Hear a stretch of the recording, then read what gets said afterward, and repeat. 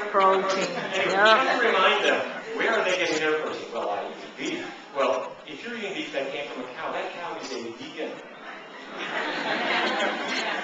In other words, that cow got all of her protein, of his protein, from grass. Well, we can get protein from plant sources too. Beans, grains, vegetables. Broccoli doesn't want to brag, but it's about 30% protein. So you're going to get plenty. Calcium, greens and beans. Green leafy vegetables, beans, low calcium, all you'll ever need. Now, vitamin B12 is an important issue, but a really, really easy one. It's made by bacteria, not by animals, not by plants. It's made by bacteria. And theoretically, the traces of bacteria in the soil or on plants centuries past might have provided traces of B12. That is a completely unreliable source today. So I recommend that everybody take a B12 supplement, which can just be a one-a-day type of vitamin. Any multiple vitamin has B12 in it. But you don't want to not take it. B12 is important because I don't want you to live till 130 and never have a heart attack, never have cancer, never have diabetes, but get a B12 deficiency because that's what the press is going to get a key into. And we're going to discredit what we're doing. So you want to make sure you take a good source of B12, which can just be any common multiple vitamin. Okay? Is this making sense? Yes. All right, good. Okay. Dr. Barnard, I'll believe you.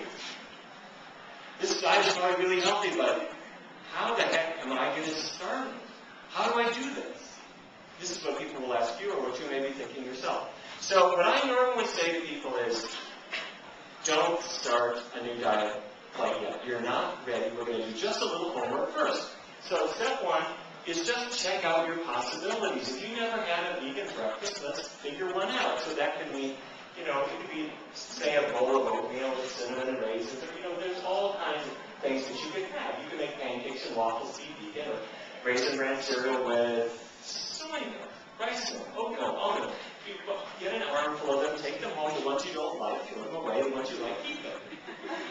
Take a week and just see what foods you like. There are so many great recipes out now. And then once you know a breakfast, a lunch, a dinner, that really works for you. You're at Taco Bell. Okay, I won't have a meat taco. I'll have the bean burrito, hold the cheese. Okay, that works. I'm at Subway. Instead of the meaty, cheesy thing, I'll have all the vegetable toppings with a little balsamic vinegar. The choices are there. Figure it out. Once you're ready, then step two is do a 3-week test drive. This is what I call the Kicksta. The idea is I'm going to be on essentially a perfect diet, but only 3 weeks. I can do that. A smoker can quit smoking for 3 weeks. If you say forever, that sounds pretty daunting, but 3 weeks, we can do it. At the end of that period of time, everything just seems different. You've lost weight, your cholesterol's coming down, your energy's better, your digestion's better, your joints are feeling better. If you've got diabetes, if you've got arthritis, if you've got migraines, all of these things are starting to improve. And the other thing, which you might not have expected, is your tastes are starting to change.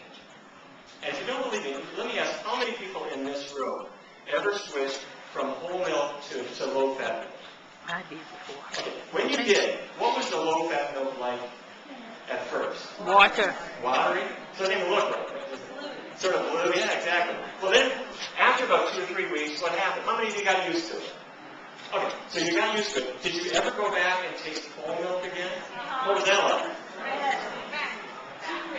It's like cream. It's almost like paint. And for the rest of your life you don't want it because your taste buds kind of ratcheted down their expectations. You say, I want the lower fat one from now on, okay? When you go on a vegan diet, for the first week you're going to think, uh-oh, it does seem kind of light. Do I have to acquire taste for folk music? Do I have to find out what's the deal with it? By the second week, it starts to make sense. And the third week, if you go back and have a double bacon cheeseburger, it's not the wonderful experience that you have. Remember, you're moving on. But if I tell you that at the beginning, you're not going to believe it. And one of the things, transition foods. This is something I learned from my mother. My mother, in Fargo, North Dakota, with my father, my mother had a high cholesterol level. And she was saying, her doctor told her she had a cholesterol problem. And I said, Mom, I got the perfect answer for you. Just get away from all these meats and cheesy things that we've been eating. And if you go on a totally vegan diet, your cholesterol is almost certainly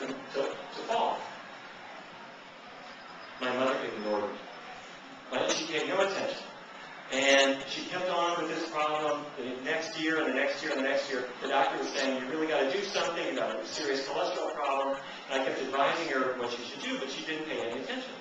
And I thought, this is getting annoying. I've written a lot of books. I'm funded by the National Institutes of Health, and my own mother won't listen to my dietary advice. And I finally realized why. I'm my mother's third-born child. Are any of you third in your family? Your parents ever listen to a word that you ever said? The truth comes out when you look at the family photo album. There's lots of pictures of number 1.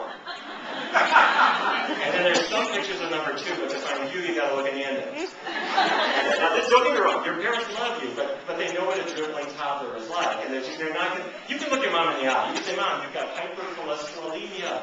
You've probably got atherosclerosis. She thinks it's cute, you know big words. She's not gonna take your advice. So, my mother's physician finally sat her down and said, enough is enough. I'm putting you on a cholesterol-lowering drug. I'm writing out a prescription now. I want you to fill it.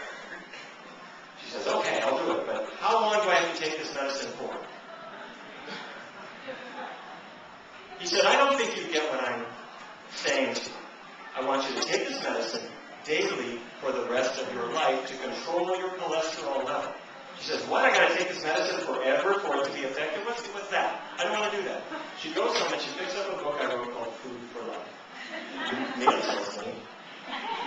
If I make these recipes, my cholesterol level will fall. She does it. My mother starts a vegan diet. She does it for 7 or 8 weeks. She goes back to the doctor.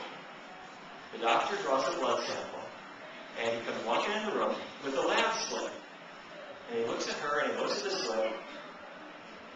He says, would you come back next week? She says, what's the problem?